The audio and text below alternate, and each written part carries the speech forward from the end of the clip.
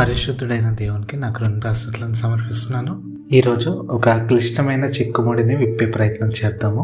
ఆదాము మరియు అవ్వ ఇరువురు కూడా తోటలో జీవిస్తున్నప్పుడు అపవాది ఇరువురిని శోధించినప్పుడు ఆదాము ఎందుకు శోధనలో పడలేదు, మరి అవ్వ మాత్రమే శోధనలో ఎందుకు పడింది అనే ప్రశ్నకి సమాధానం తెలుసుకునే ప్రయత్నం చేద్దాం. అయితే గమనించండి, నేను స్త్రీ బలహీనమైన ఘట్టము లేదా ఆదాము తన్ని విడిచిపెట్టాడు కాబట్టి ఇలా జరిగింది సో ఇట్స్ ఆల్ ఇలాంటి ఇల్లాజికల్ కన్క్లూజన్స్ నేను ఇవ్వను.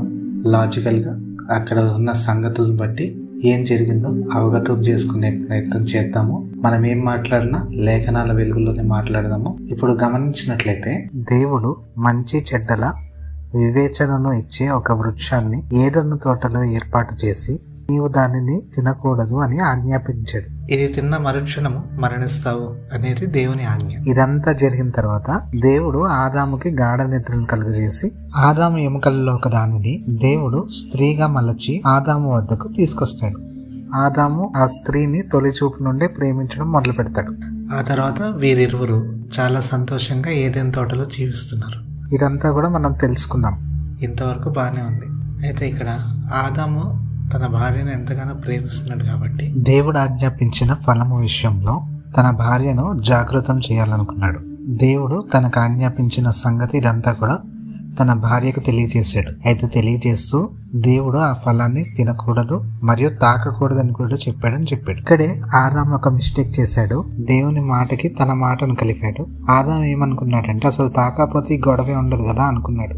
అయితే ఆదాము తాకొద్దని ఎప్పుడైతే చెప్పాడో అప్పుడు స్త్రీ హృదయంలో ఒక క్యూరియాసిటీ పుట్టింది. ఎందుకు తాకొద్దని చెప్పాడు? తినద్దు అంటే సరిపోయేది, ముట్టుకోవద్దన్నాడంటే ఇది ఎంతో ప్రత్యేకమై ఉంటది అనే తలంపు స్త్రీలో పుట్టింది. ఈ తలంపుని అపవాది ఆయుధంగా చేసుకున్నాడు. ఆ తోటలో ఉన్న ఫలాలన్నిటికంటే దేవుడు ఏ ఫలాన్ని అయితే తినొద్దన్నాడో ఆ ఫలమే రమ్యమైనదిగా సుందరంగా కనబడేలాగా చేశాడు.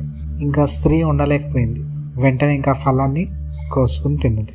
ప్రియులరా, ఇక్కడ మనం నేర్చుకోవాల్సిన నీతి ఏంటంటే దేవుని మాటకు మనము ఏమీ కలిపే ప్రయత్నం చేయకూడదు. అలాగే దేవుని మాటలోనిది ఏది మనము తీసివేసే ప్రయత్నం కూడా చేయకూడదు. ఆదాము అలాగా చెప్పకపోయి ఉంటే ఆదాము ఏ రీతిగా శోధనలో పడలేదో అవ్వ కూడా శోధనలో పడేది కాదు. కాబట్టి ప్రియులరా, ఆలోచన చేయండి. అందరూ మేధావులే కదా. దేవుడి మాటలు దీవించుగాక.